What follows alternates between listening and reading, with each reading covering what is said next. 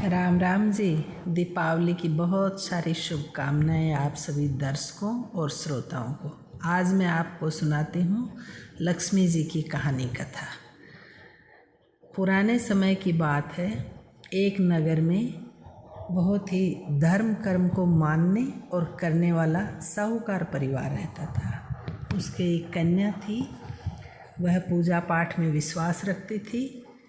वह रोज़ पीपल सींचने जाती थी। कार्तिक के महीने में पीपल की पूजा करती और तुलसा जी की पूजा करती थी। जब वह सुबह नहा धोकर पीपल सींचने जाती तो उसमें से लक्ष्मी जी रोज़ निकल कर जाती थी। वह देख कर के घर आ जाती, न किसी को बताती और न लक्ष्मी जी से कुछ बोलती।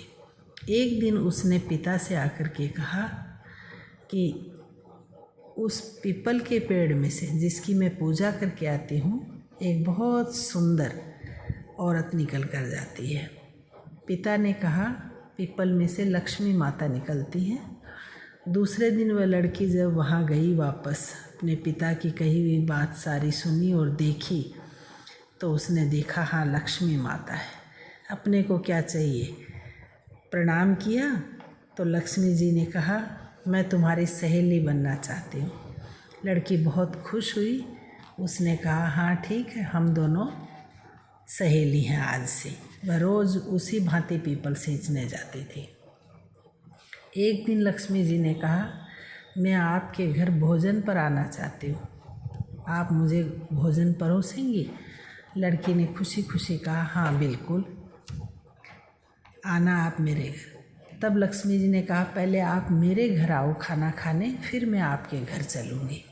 इस तरह दोनों सहेलियों में बात पक्की हो गई। वह लक्ष्मी जी के घर खाना खाने गई तो वहाँ जाकर के देखा कि बहुत सारा धन दौलत, शाल दुशाला, रुपए पैसे, गहने अंगूठी सब कुछ था। 36 प्रकार के भोजन परोसे। जीम कर जब वह वापस आने लगी तो लक्ष्मी जी ने पल्ला पकड़ के उसे बहुत सारा धन दौलत, अन्न धन सब कुछ दिया और कहा, मैं भी आपके घर भोजन करने आऊँगी। लड़की वहाँ से धन दौलत सब सामान लेकर बहुत खुश हुई खाना खाकर, और लक्ष्मी जी को हाँ करके कि हाँ आप भी आना मेरे घर, और आ गई। घर आकर के वह उदास हो गई। पिता ने पूछा, सहेली के घर गई थी भोजन करने, फिर उदास क्यों हो गई। तब उसने बताई सारी बात कि वहाँ लक्ष्मी जी ने मेरी बहुत अच्छे से सेवा की, अच्छी पूजा पाठ करने के बाद भोजन खिलाया। बढ़िया भोजन था, सोने चांदी के थाल गिलास थे, सोने की चौकी थी, खूब सारा धन दौलत भी दिया है। अपने घर में तो कुछ भी नहीं है, मैं उसको कैसे खिलाऊंगी ये सब। तब साहूकार ने कहा, आप लक्ष्मी जी पर विश्वास रखो, भगवान गणेश पर विश्वास रखो। आप एक भोग बनाओ लड्डू का और उसको हाथ में लेकर के और नहा धोकर पूजा करने बैठो और भगवान से अरदास लगाओ कि मेरे घर में भी सब कुछ हो और मैं भी वैसी ही आओ भगत करूं लक्ष्मी जी की, जैसी उन्होंने मेरी करी है।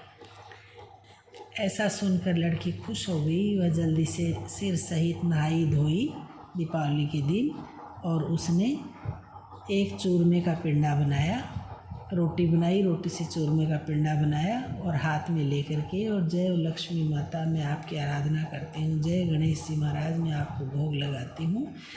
लक्ष्मी गणेश जी दोनों का नाम लेकर के और उनकी पूजा पाठ करने लगी हाथ में ले। इतने में वह देखती है कि एक चील कहीं से उड़ती हुई आ रही है। उसकी चोंच में एक नौलखा हार था, जो कहीं से वह रानी के महल से उठाकर, छत से उठाकर ले आई थी। जैसे ही वो चूरमे का पिंडा उसको नज़र आता है चील को, वह झपटा मारती है और पिंडा ले जाती है चोंच में, तो हार गिर जाता है। वह हार ले लेती है और पिता को दिखाती है कि वह पिंडा तो ऐसे चील ले गई, मैं भोग लगाने के लिए हाथ में लेके बैठी थी और ये हार छोड़ गई है। साहूकार जो उस लड़की का पिता था, वह देखता है कि वह नौलखा हार है और बहुत महंगा है।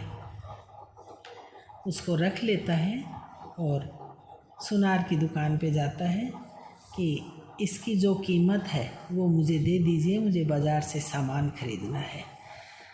सोनार से वह अपना पैसे लेकर के और वहाँ से चांदी सोने के थाल गिलास कटोरी सब लेके आए।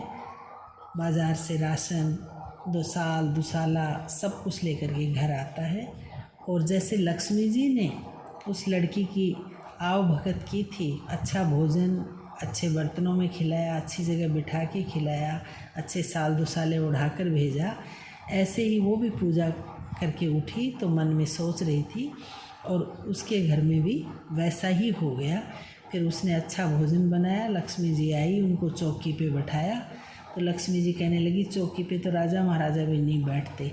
उसने कहा कोई बात नहीं, आप बैठो। उसको चौकी पे बैठाया, तिलक लगाया, भोजन कराया, बढ़िया भोजन किया और अच्छे से उनकी पूजा पाठ करके शाल दुसाला उड़ा के लड़की ने कहा मैं अभी प्रसाद बांट आती हूँ बाहर, आप जब तक यहीं बैठे रहना। गणेश जी को पहले न्योता दिया उस लड़की ने, तो आगे आगे गणेश जी और पीछे पीछे लक्ष्मी जी दोनों आए। दोनों चौकी पे बैठे, दोनों को अच्छे से जीवना करवाया, भोजन कराया और इमरत पानी से चढ़ू कराई, उनको शाल दुसाला उड़ाया और उसके बाद अपने पूरे कुटुंब परिवार में उसने प्रसाद बांटा। उसके बाद उसने भोजन किया। इस तरह से लक्ष्मी माता की पूजा पाठ करने से लक्ष्मी जी बहुत खुश हुई और उसे बहुत अत्यधिक मात्रा में धन दौलत सब कुछ दिया।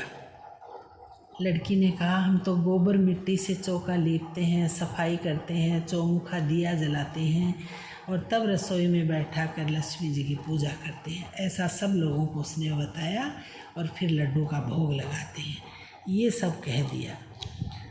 ये सब करने के बाद जब सब लोगों ने देखा कि इनके घर में धन धान्य से परिपूर्ण घर हो गया है, अन्न के भंडार भर गए हैं, तिजोरी सोने गहने पैसे से भर गई है, तो सब कोई लक्ष्मी जी की कथा करने लग गया, पूजा पाठ करने लग गया।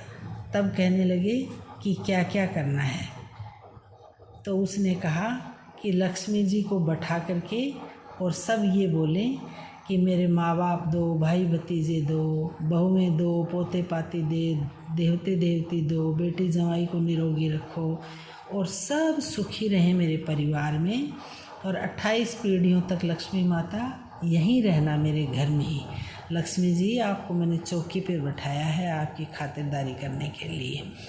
इस तरह से उसने हाथ जोड़कर प्रार्थना की और जैसा साहूकार की बेटी को दिया, कहानी कहने वाले, सुनने वाले और हुकारा देने वाले ये लक्ष्मी माता, उनको सबको वैसा ही देना।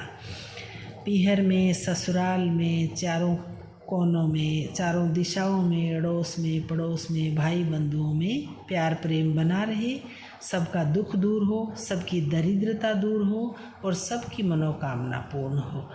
दिवाली के दूसरे दिन सब लोग धोख खाएं, सब देवी देवताओं के आगे हाथ जोड़ें, पूजा पाठ करें और औरतें नहा धोकर अपने से बड़ी और पूजनीय अपने जो ससुर हैं, जेठ हैं, जिठानी है, सास है, ननद हैं, श्रद्धा अनुसार पैर छूकर अपने हाथ से लड्डू, पैसे या तीड़ दें। जय हो लक्ष्मी माता, जय हो गणेश जी महाराज। कहानी कहने सुनने वाले और हुकारा बनने वाले सबके घरों में सुख शांति बनाए रखना, सबकी दरिद्रता दूर करना और सबके अन्न धन से भंडार भरे रखना।